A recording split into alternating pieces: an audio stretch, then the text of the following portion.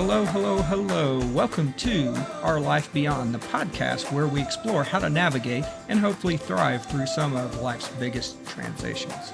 I'm your co-host, Scott Dibben, and I've teamed up with my great friend and mentor, Connie King, to share some stories, strategies, and insights that helped us adapt to the ever-changing seasons of our life.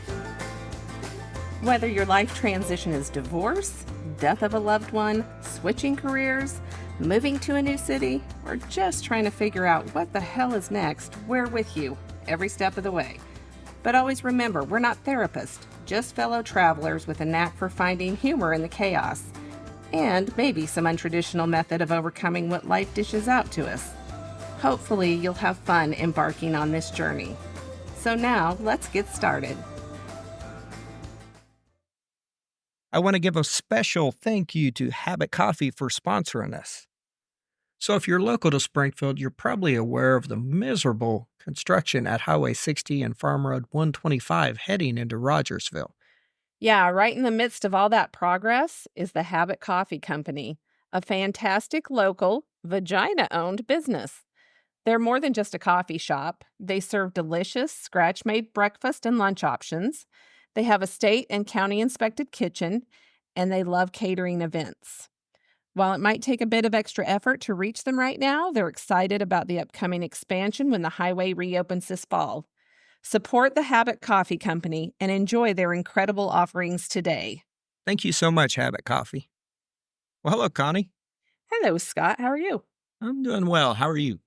I am good. I'm excited about our guest today. So am I. Good. Well, let me tell you a little bit about him. Our guest is Chet. He's a great friend of both of ours. He's a remarkable guy that's faced unimaginable loss. He lost his twin brother recently, and he's here to share his personal journey of coping with such a profound loss and the way he's found to honor and remember Chuck. And we will also talk about the emotions and adjustments that come with losing someone that's such a big part of your life, especially a twin that wasn't just a sibling, but also a lifelong confidant and companion. He's also going to talk to us a little bit about keeping his brother's memory alive and the lessons that he's learned just along the way on this journey. So I feel like Chet's story is one of resilience, of love, and really the bond between siblings. And I'm so grateful to have him with us today to offer some insight and some inspiration to those who might be walking kind of a similar path. Without further ado, let's welcome Chet to the show. Yeah. Thank you for doing this, Chet. We really appreciate it. I think it's an important message. And honestly, we've heard a lot of good feedback from all of our episodes, and I think this one is going to impact a lot of people. I know it's going to. Hey, Chet. Hey, Connie. Hey, Scott. So let's start off, Chet. Most of us that have never been a twin, of course, or really even experienced being in a family like that, probably doesn't even understand the bonds that a twin has, and from that, why it's so tough to get over something like that. Do you want to start off by maybe talking about what it was like growing up with a twin? Yeah, absolutely. I think what the interesting part about it is you were born literally with your best friend. Yeah. I mean, you have you have lots of friends and your family and sisters, and I have three older sisters, and they're fantastic. But what's interesting though is so in our family there was five of us, and so I had three older sisters, and they were each a year apart. They were like 9 years, 8 years, 7 years basically older than us, and then Chuck and I were born. And so I guess kind of in a way we had, with them being so much older, it was almost like having a couple other moms in the household too. They were always mothering us, and taking care of us and being ornery to us. But anyway, but it was really fun. I would never trade what I think I have that I think most people will never actually experience. So Chuck and I growing up, we basically did everything together, and when you're a twin, your mother, and your father, they just they we do everything together, right? So they dress us alike, our clothes are the same, and we kind of went through that until I think until probably once we got in school. I think even in kindergarten and first grade, and I don't know how long before we started realizing that, we we don't need to keep dressing alike, we maybe need to be individuals because, the kids around us start kind of making, I don't I wouldn't say they made fun of us, but I just remember we got to the point now, well, we need to change this, to the point that I remember like what even picking out jeans or, brands. If he picked Levi's, I would wear Wranglers, right? So wouldn't even wear Levi's. It's the same or the same jean brand or the case is. But and I guess that was part of trying to become individuals, because it seemed like for a long time we were always just it was Chuck and Chet, and that's pretty much our whole life. It was always Chuck and Chet, and Chuck was always first, right? I think because he was born first. But yeah, no, it's so things that I don't know if some of my childhood friends will remember this little story, but I'll tell this one. I think it's a pretty good one. So, whenever, of course, Scott, you and I were in kindergarten together, Yes.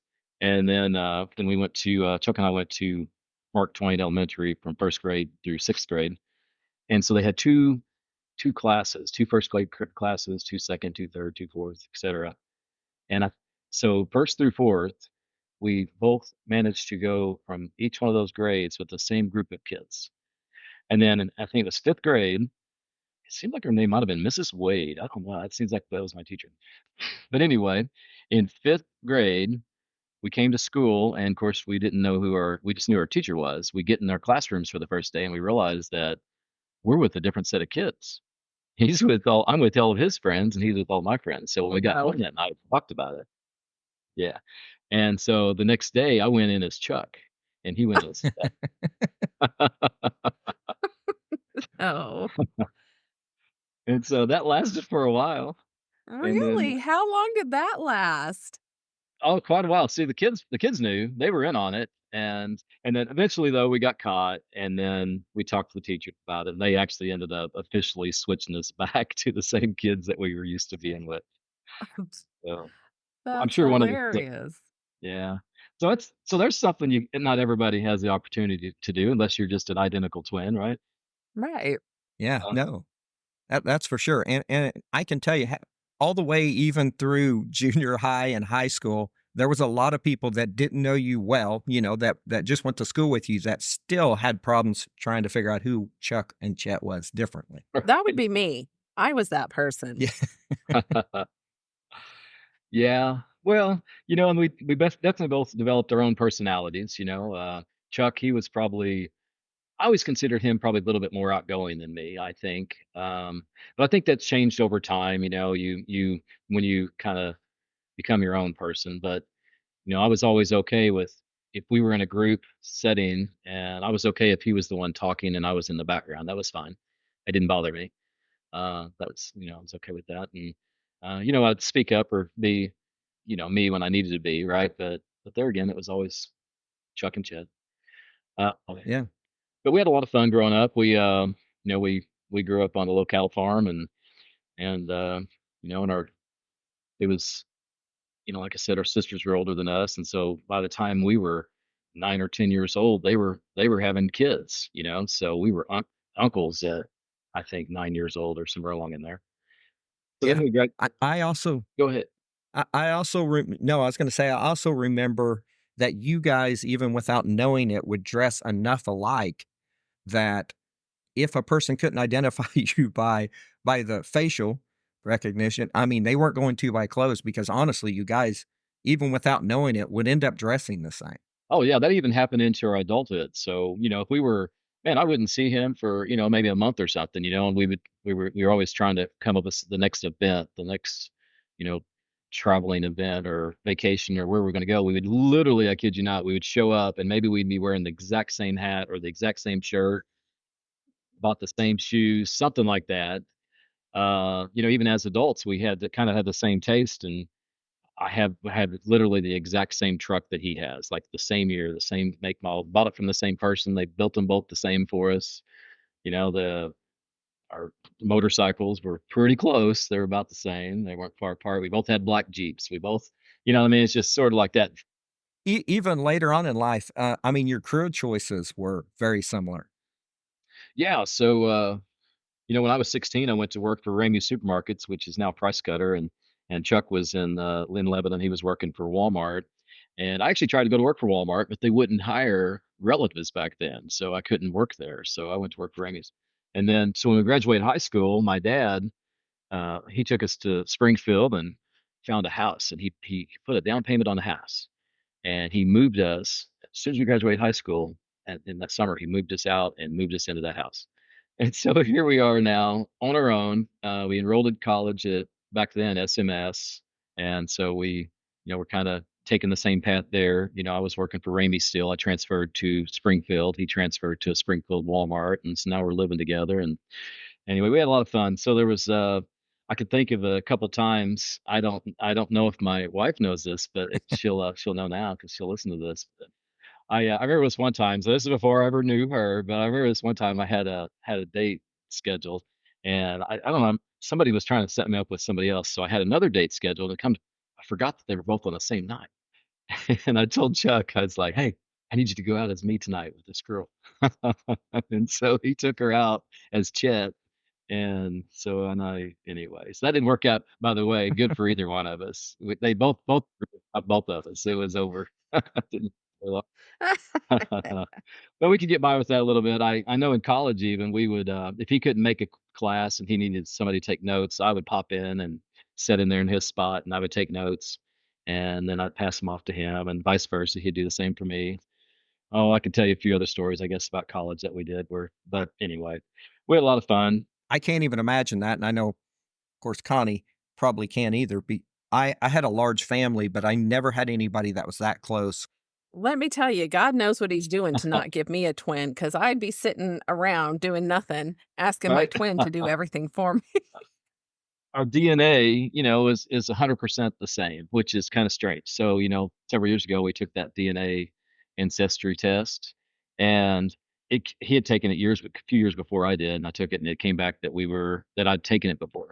But of course, I had to go in there and verify that it was me, and that I was a different person.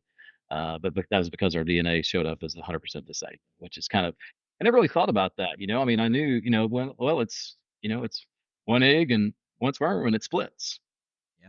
you know? So, anyway, so that was actually kind of surprising. I didn't realize that, so there was, I'll tell you another funny story here real quick. So, uh, I don't, I don't know that he was even driving his own car, but he got a parking ticket in Springfield. This was when we were in college. And probably, I don't know, probably 10, 15 years later, that parking ticket never got paid. And he didn't even know he had. I was working, I was living in Festus, Crystal City area, it's just south of St. Louis. I was going home late from work one night. It was probably 11 o'clock at night, and I knew pretty much all the police officers. Back then I was a co-manager for the Walmart Supercenter there, and so I knew most of the police officers, in town because they would stop in Walmart. But this particular police officer pulled me over. I didn't know him, and man, he ran my license plate, he ran my driver's license, and he came up to the window and asked me to step out of the car and now he's got me out on the side of the road. He said there was a warrant out for my arrest. I'm like, what? Oh, what are you talking about? I didn't do anything. And so he called Springfield and contacted them to see if they would come and pick me up, and they wouldn't come and pick me up. So he ended up giving me a ticket and telling me that I need to call and find out what's going on with this warrant, get it taken care of. Well, the next day I called and tried to find out what was going on. Well, come to find out it wasn't even me, it was Chuck. See, our social security numbers are really, really close together. So our driver's license number, or excuse me, our uh, birth dates, of course, were the same, and our names are so close that they got us confused, and they thought the warrant was out for me, and come to find out it was Chuck. So anyway, I didn't get arrested, and I told Did him he ever about go it. pay Well, it? no, I didn't pay it. You know what? He didn't either. But at that time, he was living, I think, I feel like he was living in Kentucky or somewhere. Oh, no. Uh, Definitely Kentucky or Indiana. I kind of lost track. We moved around a lot. And so I remember though later he was the store manager in Neosho, Missouri, and he got pulled over and it caught up with him. That warrant ended up popping up, so he had to go take care of it. It was no big deal, he just had to go pay the fine and get it off there. But anyway, that drug around for probably 20 years. So, That's hilarious. So, as far as the job similarities, you said at some point up in Festus, you ended up as a co-manager at Walmart. And so is mhm. that where you guys kind of started doing the same thing? Because didn't he work for Walmart too? Oh yeah, no, we started years before that. So in '93, I went to work for Walmart. Well, I was working. Okay, here's what happened. He was in the assistant manager training program at Walmart. I was now a co-manager, soon to be store manager at Price Cutter. And he called me and said, "Hey, you need to go talk to my district manager. They're these super centers are starting to open up everywhere, and with your food background, you'd be great for this." So I went and interviewed with his district manager, and I remember he asked me the first question he asked me was, "How are you geographically?" I said, "I'll move anywhere you want me to go." I said, "All right." So we finished the interview, and it was probably a couple weeks, and then I got selected to become an assistant manager on their training program. So that was in the early '90s, and so now we're both working. We're both assistant managers. I go through the training program. He finished up the training program, and about the same time we wrapped up the training program, he went to West Helena, Arkansas, which was kind of a rough little town, and then I ended up down in Hammond, Louisiana. It was good, but we were doing the exact same thing. So he was a little bit ahead of me. He worked for Walmart a lot longer. So when he became co-manager, I was still assistant, and then I ended up becoming co-manager, and then he became store manager, and then behind him I became store manager, and then he moved on to market manager, which is what took him out to Oklahoma City. And of course, that's where he ended up finishing and living and raising his family, and his kids all started their lives there with their having kids themselves. So what did marriage look like then? I mean, I can't even imagine. I know, of course, you married Amy, and she knew you Mhm. as twins. Of course, both of you. Yep. But was was there ever any jealousy or any? I mean, what was the thought as far as marrying a twin? Yeah. So, okay, so there's never a difference for me, right? She knows, it's like they're not confusing us. They know us very Of well. course not. Yeah. Chuck's wife, Marianne, knows Chuck really well. And so, but as far as our relationship, we were so close that Amy often would kid around and say, if she was in the lake drowning and Chuck was there next to her, that I would save him instead of her, right? Because I said, no, I would save you both. But but yeah, she understood how close we are, and so and we were always gonna. So growing up, our kids growing up we literally did every vacation together. I mean, that was that we were always planning. What are we going to do? We would take the kids if we are going to Disney World. We went as a two families. We always two families going together. On these vacations, or Mexico, we'd all go together, or wherever we were traveling to. Um, we just always tried to figure out a way to do it together. And we often had talked about sort of having we don't really have regrets, right? I mean, we both had our paths and they worked out, I think, the way they're supposed to work out. But we always had this conversation of, man, what would have happened if we would have just stayed, closer together and refused to get on that path of moving from town to town and state to state. In Amy and I's first, I may have already said this, but in our first 20 years of marriage, we moved 14 times. Oh wow. And we would only be somewhere about a year and a half. Well, Chuck was pretty much doing the same thing, and there wasn't too often that we were even close together. But we somehow managed to try to stay close together. It might be that we would talk on the phone every single day, multiple times a day, usually on the way to work, usually at lunch. If I'd go lunch, and if he was at lunch, we'd catch each other, and then even on the drive home or later that night, we would talk on the phone. It was just we were just always connected. And it probably helped a lot, both of you in the same profession or career, because you could bounce ideas off each other, of course. It did. It really did. So I'll tell you something real quick. So one of my oldest sister, I remember her saying this to me one time that she's like, man, I really wish I had what you and Chuck had. Oh, really? And I never really thought about that. Yeah. But for us, it was normal. Yeah. That was our life. We did everything together. And that doesn't mean we didn't have friends around us, right, Scott? Because you were around us, Connie, Sure. you're around. I mean, our friends are around us, but as much as possible, we'd be there together. So if I had friends, what's interesting, if I had friends that were doing something together that I started, just like us riding Harleys together. I actually Chuck rode Chuck and his boys rode dirt bikes and motocross and stuff like that, and I really never got into that. The one time that I went on a motocross track with Chuck, I rode one of his bikes. I went down and I got ran over by a guy that was much better than me. So he's like, "You all right?" "Yeah, I'm fine." I jumped on the bike and I limped myself around to the trailer and got off, and that was the last time. One and over. Hmm. So I realized that wasn't for me. Uh, but then the whole Harley experience, I started having friends and people that I was riding with on the Harley. Then I ended up buying a different Harley, and I sold Chuck my Harley. And then so he started riding. Well, then now he's now part of my friend group, right? That and he's getting to know those friends, and so we just pull him in. And then same thing in Oklahoma City, where he was living. I become part of his friend group. And interesting enough, after his passing, I'm still, I'm doing stuff with some of his friends now that they weren't really even my friends until after he passed. Yeah. They've sort of Interesting. befriended me. Well, and I have 2 uncles, they were twins, and my grandma used to say, I didn't really have to worry about them because they entertained each other, like, all their lives they were together. I mean, as far as they might have been separate in, um, where they lived or whatever in their families, but it's true, there's just such a remarkable bond between twins, like you said, we have the same DNA. It's like just another me next to me. Yeah. Well, if you think about, even my kids. It was Chuck treated my kids like they were his own. Mhm. Oh, yeah. Literally, and in essence, um, you know, 50% of them are. Uh, Right. Oh, Yeah. interesting. so You don't think about that. You don't yeah, think about that, but that's true. If your kids would have done a DNA test, what would they have shown? Chuck would show as their dad just as equal as I would. Oh, Okay. Wow. wow. Yeah. Yeah. Interesting. So yeah, same for Chuck's kids. I love his kids like they're my own.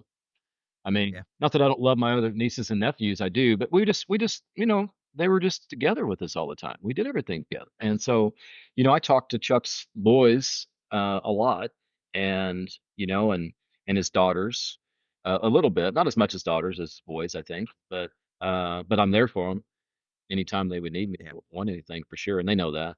So Yeah. I hope to stay that way, and I think it will. Yeah. Well, he raised great kids. I mean, I've been fortunate to be around them, and they've invited me to things, of course, and Yeah. that's awesome. So, can we talk about you and Chuck? I don't even know how to say it. You guys were so close. So close. Right. And in fact, let's talk about the day of his passing. I mean, you don't have to include anything you don't want to, Okay. but you guys were together that day even. Can you talk a little bit about that? Yeah, so we'd started riding Harleys, and we had a lot of close friends, great friends that we did trips with usually twice a year. Like in the spring, we would do a shorter trip. It's a little cooler in the spring, so we might do, like a Thursday, Friday, Saturday, Sunday trip, and then in the summer, usually August, late August, or maybe right after school starts, just in case some of them have kids there at school and they don't have to worry about things with kids. Then we would do probably a 10-day or 9 or 10 or 12-day trip somewhere else, right? And so we did that for years. And then this particular year, and we loved it. We loved the trips. I've got so many great memories of all the places that we went on our motorcycles. And, I know they're dangerous, and we knew that. And so, you know, I'll, uh, I'll tell a quick story. When I bought my motorcycle, when I very first bought my first Harley, I sort of always wanted one. And, I'd ridden dirt bikes on trail rides and stuff like that as a kid and different things. And kind of had went a long time without having any motorcycles. I decided I wanted to do it, and I bought this Road King. And at this time, my dad was kind of ill, and this was in 2013. And my dad was had cancer, and he was not doing well. And anyway, I decided that after I got that Road King, I thought I'm going to write it down and show it to my dad. And I got down there and parked it right in the driveway, and we were sitting outside visiting, and then he didn't say anything about that motorcycle. I thought, holy cow, you're not going to say that about my motorcycle? And so, not a word. So finally, I'm getting ready to leave, and I said, hey, what do you think about my motorcycle? And he just sort of sat there for a second. He didn't say a whole lot. He looked over, kind of leaned his head over and cocked it sideways a little bit. He looked at me and he said, "What color flowers do you like?" Oh, no. And I thought, huh, okay. I didn't say anything. So, well, I got to go. And so that's in 2013. And so I got on my bike and I rode home. And so from that day forward, and this was early on, I'd just taken the motorcycle safety course. I'd learning how to ride a big bike, and they weigh 900 pounds, Scott, as you know. Yeah. And so there wasn't a day that I got on that bike that I didn't think about that comment. I never told anybody about that comment. I didn't tell my wife. I didn't tell Chuck. Really? No, that's the one thing I always kept to myself. Oh, wow. And and so I carried that in my mind every time I got on the bike. And so, I mean, I prayed every time I got on my bike too, but Yeah. keep us safe, keep the riders I'm with safe. And so, and I know I bounced back a little bit, but I just thought I would tell that story a little bit because that was pretty kind of a profound comment, to me in my life, and it stuck with me. Yeah. And I always just was sort of fearful of that, fearful of, man, something happens. And so then let me fast forward to the day, that Chuck was, we planned this ride, and Chuck had a friend that he rode with quite a bit, I think, in Oklahoma City, and he was been on another trip with us, at least one, if not two, and he was supposed to come with Chuck on this particular trip. And this was a Wednesday. He was coming to my house. We were gonna leave out on Thursday, and for whatever reason, his friend couldn't come, and I don't know what the deal was. So so now Chuck's coming by himself, and he gets to my house, and well, I was actually buying his boat. So on that Wednesday, he got there. We had to have the title notarized in Oklahoma City. You have to have the title in Oklahoma. You have to have the title notarized. So we did the paperwork, signed off on that, and then that night we go to my house. We're getting our bikes ready, and it just seemed like even packing our luggage was hard. I don't know why. It just seemed like we couldn't even it's like couldn't figure out how to get the stuff strapped on there without wanting to get loose, and it just seemed like everything was not working out like it should, right? Like we were forcing it. Chuck was also in the process of getting his CHFC. He was one exam away from getting his chartered financial consultant, which is, by the way, I didn't mention what that we changed careers, and when I changed careers, I went to work for State Farm and became a State Farm agent back in 2011, and then he actually ended up following suit, and he'd actually went through the internship and basically did the same thing. So he was a State Farm insurance agent, had an office also, but his was in Oklahoma City. So I won't go into all that at the moment, but it was just another one of those examples of us doing the same thing, right? Right. So on that Wednesday night, we get our bikes ready, and then so we kind of got everything situated. Then Thursday morning, we get up, and by the way, I started my motorcycle up, and it ran fine. But that morning, Thursday morning, we were getting ready to head out, hit the starter on my bike, and nothing. It wouldn't start. It's like, what the heck? And well, the battery's dead. And I don't know if you've probably never, and some people out here that will listen to this will understand how hard it is to get a battery out of a street glide. I mean, those things are in there.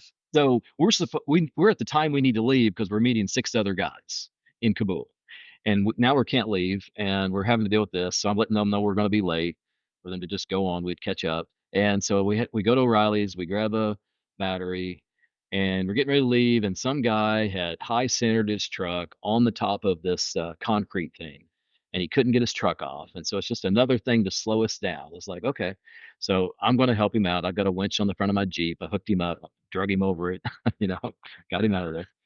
And then so we get home and we get the bikes ready, and so finally we get the battery in after watching a couple YouTube videos showing us how to shut the alarm off that wouldn't shut off. Uh, so now we're on the road. We're headed there, and we get to Kabul. We catch up with the guys. They had just finished eating, and so we're like, "Nah, don't worry about it. We'll just eat at the next stop." We didn't want to hold everybody up, so we left and we go, and it's kind of raining too, by the way. And that's the worst feeling is, it's one thing getting caught in the rain, but man, it's horrible when you have to leave in the rain. But that's the way it was.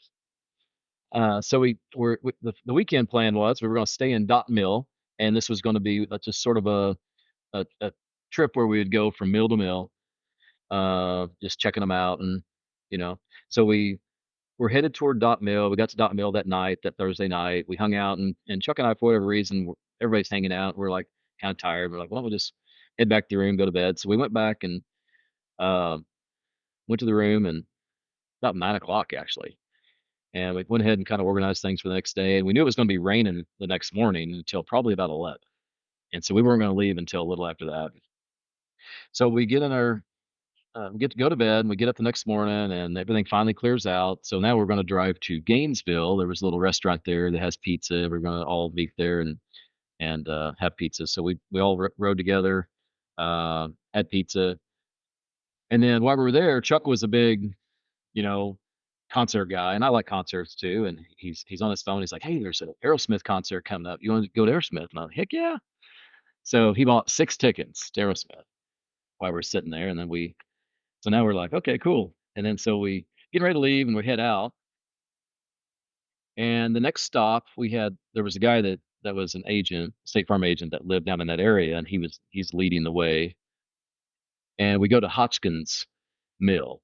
And if you've been to Hotchkiss Mill, it's all just it's there's nothing really there. There's no restaurant. It's just basically the old mill. And it's really beautiful. And it's gravel. It's gravel and it's been raining. There's mud puddles. It's wet. And these bikes, in my opinion, don't do well in gravel, and they definitely don't do well in mud. They're made for the street. They weigh 900 pounds. So at this point, after we grabbed a couple pictures there, checked out the mill, we're getting ready to head to Rockbridge, which is it's an old mill, but it's a hay fishing fishing trout park, if you will. Um, I started to pull the bike up, and I looked over there and I saw those guys sitting in gravel, and I thought, nope, I am not parking on that gravel. And so I parked on the asphalt just right across from them and just really kind of in the road. But I was like, nope, my bike's nice and clean. I'm going to keep it clean. So after that, we go inside, we join the other guys, and it's Cinco de Mayo, so it's May 5th, and we've got some time, so we don't drink and ride, by the way, but we've got 5 or 6 hours. We're going to be there a while, and so we're like, well, we just have a margarita and celebrate, here a little bit. And so we go and we have a margarita, and so part of the story I didn't tell. In 2011, October 2011, Chuck was diagnosed with renal cell carcinoma, which is kidney cancer.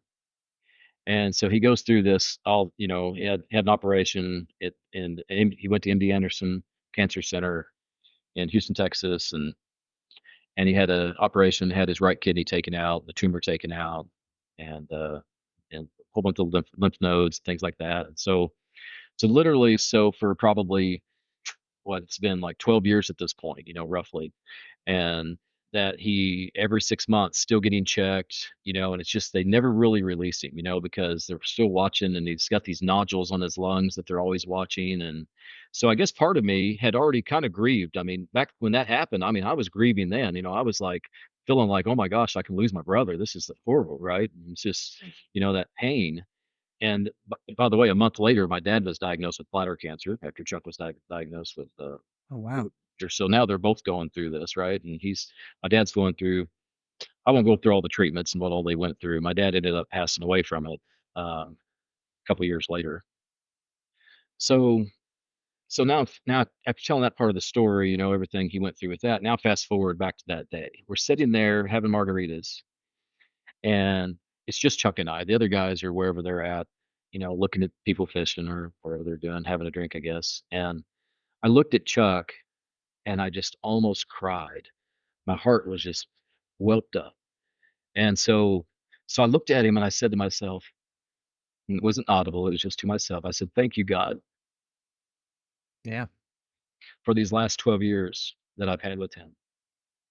And it was just like I said, it was just so heartfelt. It was just a God moment, and I just felt it. And it was like, you know, anyway, so we finished up, and I didn't say anything. And I was just really appreciative, that the cancer didn't take Yeah. him. He didn't have to suffer. Anyway, so now we go inside and finish up, hanging out with the guys till it's time for dinner. It's getting late. Like, we need to get going and get and eat. So there's a restaurant there. And so we go in the restaurant. We couldn't get a reservation, I think, or we couldn't sit at a table because we didn't have a reservation. So now we're all rowed up at the bar. And I remember sitting there, and of course, it's not unusual for one of us to take a selfie. So I'm at the end. So I took a selfie of me and Chuck and the other 6 guys. And I, of course, didn't know that was going to be the last picture I was going to take with him, right?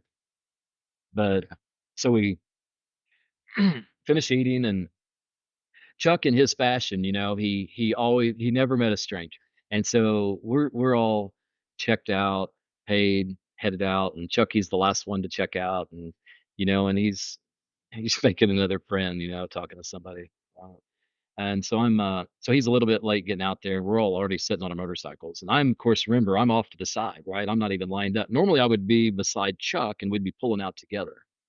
And in this moment, I'm not. I'm not in my kind of my normal spot, and mainly because my bike went down. I had just the happenings of the day, and so Chuck comes walking out. Everybody's sitting there, and it was so funny.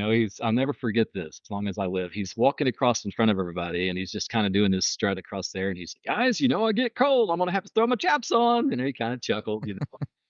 And then he's like, "Nah, I'll take one for the team." Because it was almost dark, and in May 5th, early May, in the evening, it's still getting pretty cool. But and he was cold natured for sure. Um, but he didn't put his chaps on. So he's over there getting ready, getting his stuff on, getting his jacket on, getting his helmet on, gloves.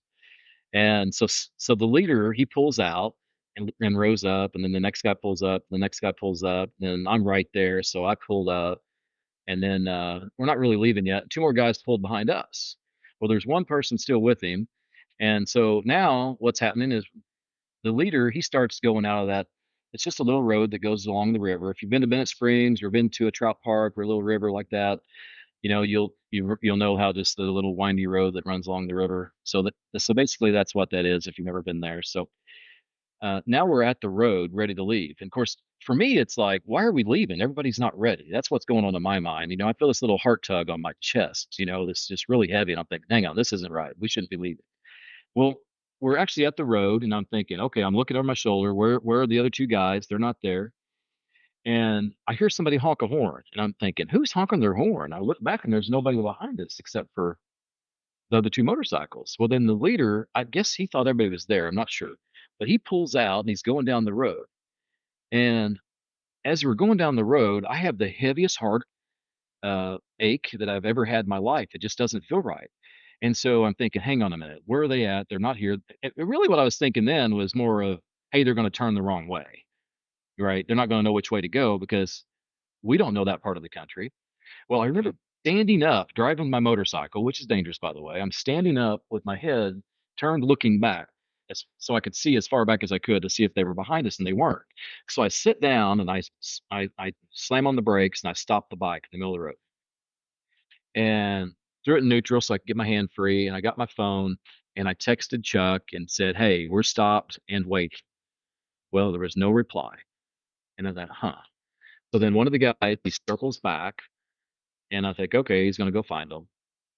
Well, then he called one of the other guys behind me, and and the guy behind me yelled at me, and he said, "Hey, Chuck's been in a really bad accident. We got to get back." And I remember shouting out to the top of my lungs, "That's why we wait on each other." Because when you're riding motorcycles, you wait on everybody. You leave together. That way, one person doesn't have to feel rushed. And I mean, I'm just being truthful about what happened. I mean, this is just Yeah. the feeling of what I had, and I just remember shouting that out really loud. And we get back and we pull into the park, and all I see is, I don't know how it happened so fast. I believe there's already a fire truck there, and or like just a small one, not like a full blown fire truck, like a fire. And then there's two people with him, one on each side of him, doing CPR. And I'm thinking, oh my, what is going on here? So I throw my bike stand down, like my jiffy stand down on my bike, and I run up there, and he's laying there on his back, dead. And I'll be honest, I'm just in total disbelief. I can't even imagine what's going on. To the left of his hand, I see his helmet. His helmet is off. I could see that it was not taken completely off. It was just pulled loose. Like the strap that in the D ring wasn't like undone. It was just pulled loose enough to take it off his head. So I think that maybe somebody took it off of him. I later found out that nobody took it off of him. When they got there, they don't know how his helmet came off.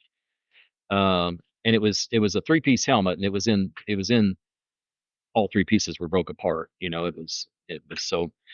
Um, but visually looking at him, I'm like, I don't. He does. His hands aren't scuffed up. His knuckles aren't scratched. His bike looks terrible because he had just been rolled. And so you know, so at this point, we're in the middle of nowhere. It's too foggy in Springfield for an aerovac helicopter to come out. They won't lift off. So you can't get if the airback had got there, they could have been in there probably 15 minutes.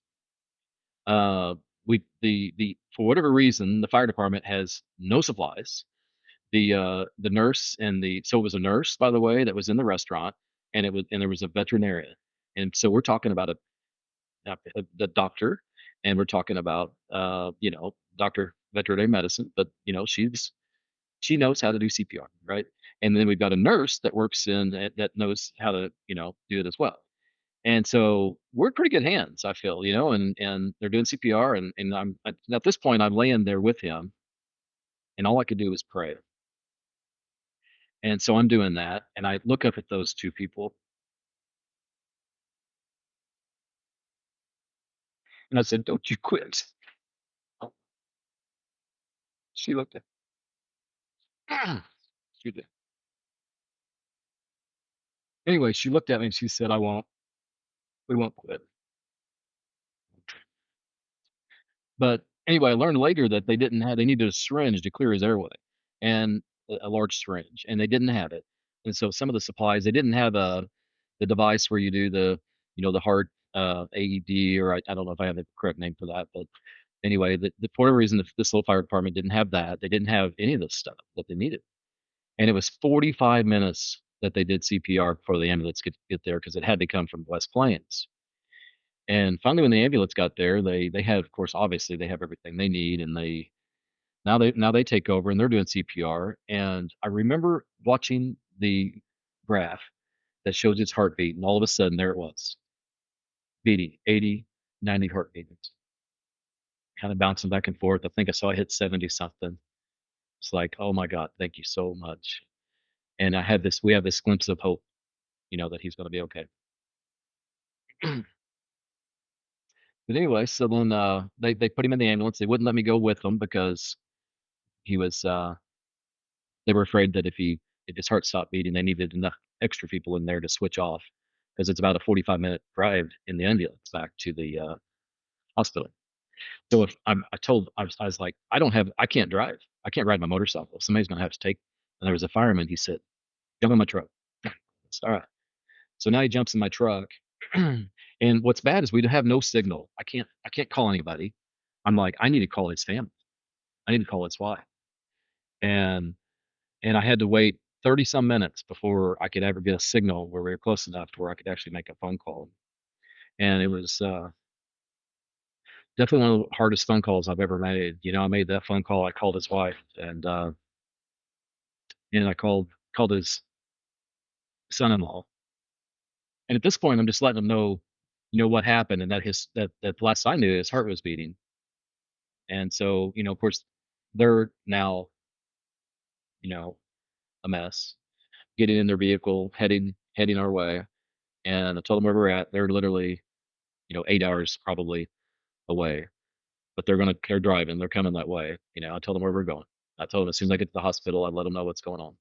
And by the way, I remember one of the guys that was with me with us.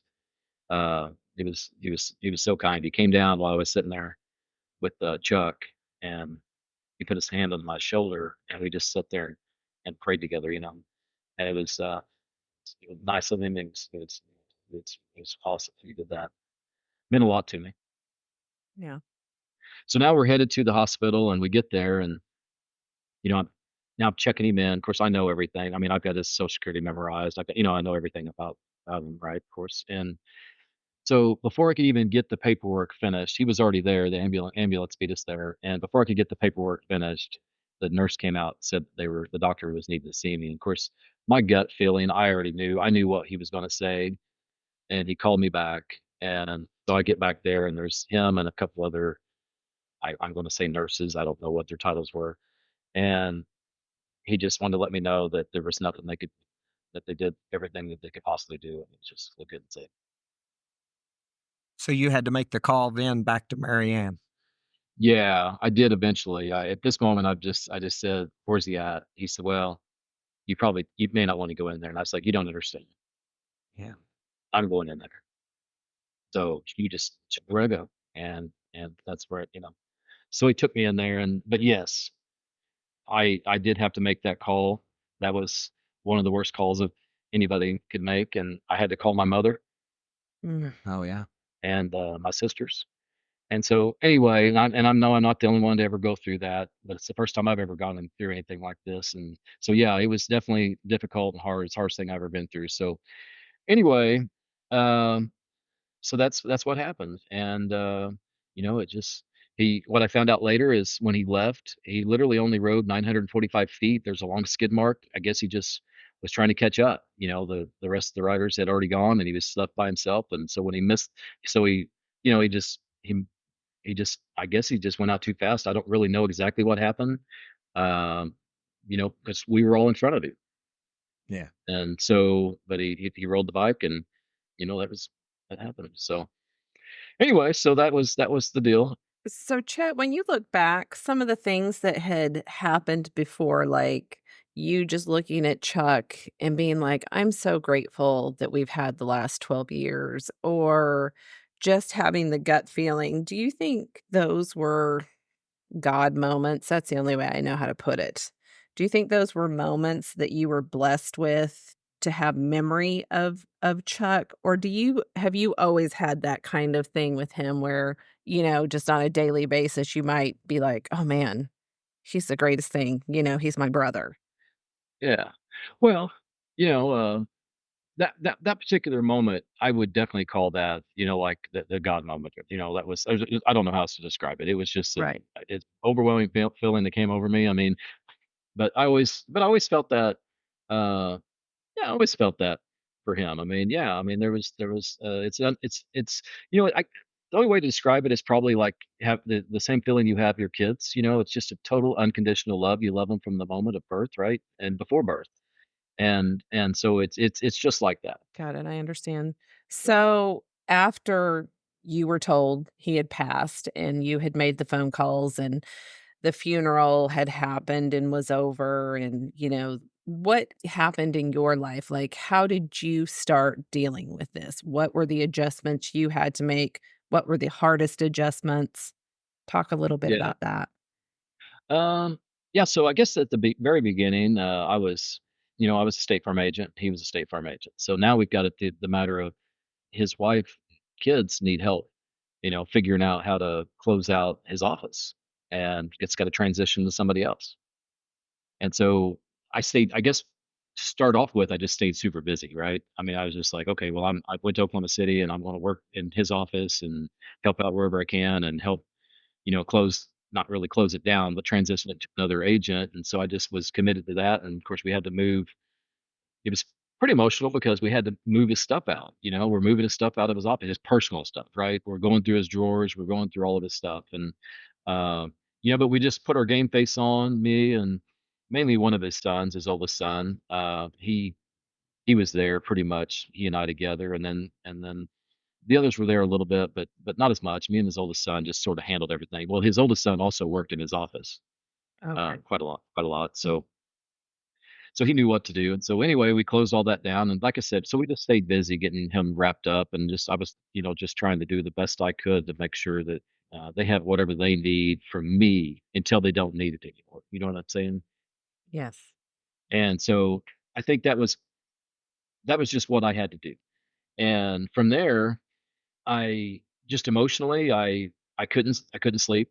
I mean, if I'm being truthful, I was just sort of, I'd wake up, I might sleep a little bit, and I'd wake up, and he's just constantly on my mind. And you start going through the grieving process, and what I've learned through the process is the grieving process is not the same I for everybody. I mean, I joined some network groups, like there's a Facebook page that's called Twinless Twins. So if there's any twins out there that will hear this, I mean, it's a great group to get on. Everybody on there's thousands of them that have lost their twin, and you can be completely candid. You can tell your story. They can all relate to it. So that was pretty good, especially at first, because I could, kind of talk back and forth with some of those folks, and so that was good. And then, for me, I probably wasn't eating right. I lost quite a bit of weight, but so I ended up joining my wife and kids both encouraged me to join a, like, not therapy, but like a counselor type. group counseling, for grieving people that have lost somebody, so join a group. And so I did that for a while. And I'll be honest, the first night I was there, I was pretty much in the conclusion that I wasn't coming back. I and then so like, I don't know if this is for me. And then I was like, okay, well, Yeah. I'm I've been around long enough and I'm wise enough to know that you got to try something long enough to know if it's going to work or not. So I went back, and the following, it was every 2 weeks. And so I went back, and the next 2 weeks, the next time, it was okay. This isn't bad. This is better. And then the more you do it, the more you start. They listen to your story, and you get a chance to tell. And they have different exercise stuff. So I guess what I would say with that is I stuck with that, and and I think it did help me. Um, it doesn't make the pain go away. I heard this video. Uh, Billy Bob Thornton lost his brother, and I ran across this video of him speaking about that, and it really related and resonated with me. He said, I'm at any given moment, I'm 50% sad and 50% happy. He said, if I have to live, the rest of my life that way, it's okay. Mm. And I just and that little clip's out there if you YouTube it and find it. And it's, of course, that's not exactly word for word how I said it, but you can watch that. But so now I just I look for moments. I tell you what, one of the things that I love about our friends, our friend group, is, and Scott, if you want to tell who it was or whatever, that'd be fine too. But I'll just go ahead and tell what happened. I could not believe. So my brother had this organization that he supported called Never Thirst, and so every time for years, if there was a fundraising, National Fundraising Day or whatever, it's on Facebook, he would throw out there, "Hey, this is a great organization. Why don't you donate somebody here?" He was always wearing these Never Thirst T-shirts, and the purpose of that organization is they provide clean drinking water in places like Africa and just different parts of the country where have uh, they don't have clean water in wells to drink, and they're having to pull water from streams that aren't necessarily sanitary. And so he believed in that, and it's a Christian based organization. It's a missionary, and but so then our friend group that Chuck on his Facebook page, after he passed, he had this shirt that he had on that said "Every story matters," and how fitting is that, right? Every story does matter, and Yeah. so the friend group reaches out to Never Thirst, and they had retired that shirt. They didn't make it anymore, and they asked them if they would bring it back out, and I'll put on the sleeve in honor of Chuck Cornelson, so people could buy that shirt. And it had Chuck's actual signature on it. And he had this little smiley face he would always do at the end of his signature, and that was on the sleeve of that shirt. And it sold enough shirts and raised enough money that it built a well in Cambodia in his honor. Mm. And so that's the type of legacy that you want to leave. And Right. his I'll tell you another quick story here about Chuck and things that happened that. So when I left, I mentioned that I lived in Festus earlier. So when I was leaving Festus to go to Kentucky in 1999, there was a pastor that lived right next door to me, and he was in the yard. I went outside, and I just let him know I was leaving, and he reaches in his pocket and he gave me this little cross, this little pocket cross that you carry in your pocket. I put that in my pocket, and I carried that for probably 20 years, and I lost that cross after about 20 years after carrying it. It's like, oh man, I mean, it's just a good reminder of who I am and what I try to live for and live by. And so I didn't tell anybody I lost the cross. I kid you not. It was probably a couple months later. Chuck, in the mail, I received this little envelope, and I opened it up, and it had a cross, pocket cross. I took a picture of it and I texted it to him and I said, "Hey, did I tell you about the cross that I carry that I lost?" And he's like, "Nope." I said, "Well, wow, thank you." And I couldn't believe it, And so it's like, why did he buy me that cross? And I loved it, so I stuck it back in my pocket, and I still carry it today. And so it was so at his funeral, I was telling the story. I was telling the story that I just told, and my mother is sitting there, and my three sisters, and after I got done telling the story, each one of them reached in their purses and they pulled out their cross, and none of us knew that he had Really? given us one, each one of us. And apparently he'd given several of them. And then the preacher at his funeral, that was one of the things he said. It was kind of funny. He's like, one of the things that I've heard about, he talked about the cross. He said, one thing I'm aggravated about Chuck is he never gave me a cross. Oh, funny. But anyway, so how am I doing today? So I think about him every day. I think that I'll do my best to. So I find myself doing things that he loved. I think he had a passion for. He was gonna start flying airplanes, and there was a friend of his that was that was a pilot, and he would go up with him. And he'd got his medical and his medical they call it third class, and he had gotten that and was getting ready to start the process trying to become a private pilot. And I thought, I've always kind of wanted to do that too. And Chuck and I talked about it. And so this last year, I thought, you know what, I'm doing it. What the heck? So, and Scott, you buddy, Yeah. he's right there with me, man. You're doing it with me and getting your pilot's license. I mentioned to Scott that I was thinking about doing it, and uh and Scott was already thinking about doing it. That's something we're gonna, hopefully we finish that out, but we're getting there, and it's been a lot of fun. And so I just feel like sometimes I get in that plane, I sort of feel like I'm soaring and doing it for him a little bit, but that's something we wanted to do. But yeah, just things like that. Well, I can tell Oh, you, just from the outside, of course, and I was closer to you, Chad, than I was Chuck, of course, because he was in Oklahoma City. But all the things that you did after, at the funeral, for the funeral, I mean, the help that you gave Marianne and the family, I, I know they appreciated it, but Chuck would have wanted that from nobody but you. So kudos to you for being able to do that. And you had a support family back here with Amy and the kids that, allowed you to do that, of course. I mean, the circumstance was horrible and nobody, of course, would have ever expected or wanted that. But I don't think anybody could have done any better as far as making sure everything was okay with his family and him, everything he had set up in Oklahoma City. And still today, I know that you were helping sell a Jeep, Hunter, his son, and buy a different car. It's just so cool to see that you've stayed involved and, you are really helping Chuck live on through all of the stuff you're doing with the family. So I hope you know that. Yeah, absolutely.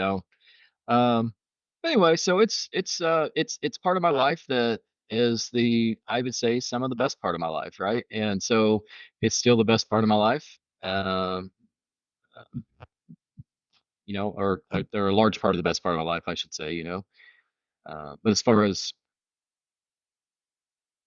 what I would tell people about grief, and after going through this, I mean, I'd lost my dad, and he died of cancer, and he was in a lot of pain, and whenever you see that happen, it still hurts.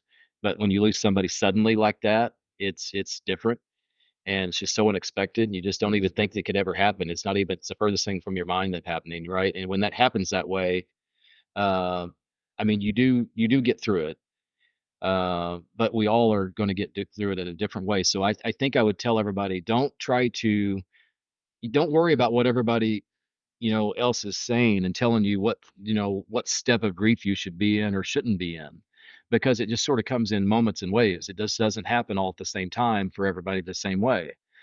And so just yeah, and another thing is, it really meant a lot to me when people would go ahead and be brave enough to reach out, because I think it's a lot of times people don't know what to say. And you know what? You don't have to know what to say. Call them. Call them up. Talk to them. How you doing? Anything I can do? And maybe there's nothing, and that's okay. So so don't be afraid to reach out. They know what they went through, right? I know what I went through. But here's another thing, though. What For me, I was getting pretty self-absorbed in my own grief, right? To the point that, uh, I had somebody say, "Hey, I lost him too." So I guess keep that in mind as well, as you're going through it, because it kind of that was an eye opener to me. I won't say who it was, but that was an eye opener to me, because it was like, you know what? you're right. I'm not the only one that lost him. And it sort of feels like it when you're in that world, because I was probably the one that knew him the best. I know him the best, I would think, from birth, right? And we just sort of did life together. So, but at the same time, there are a lot of other people around you that are going through it as well. Yeah. So take the time to, let them know that you care about them and they're where they're at in their level of their process of losing whoever it was to them, their dad, their uncle, for my mother, their son, you Yeah. know. Right. Anyway, Well, I appreciate the story. Connie, you've got any last things to ask? I I think the only thing I can add is, I don't think I can add anything actually. Chet, you and I have talked about grief a little bit. The part that is so beautiful in this story is the magical bond you guys have. I'm not even gonna say had. I'm sorry. I think it's just still there, and I appreciate you sharing that because it's so much clearer to me, and I've been a part of this journey with you.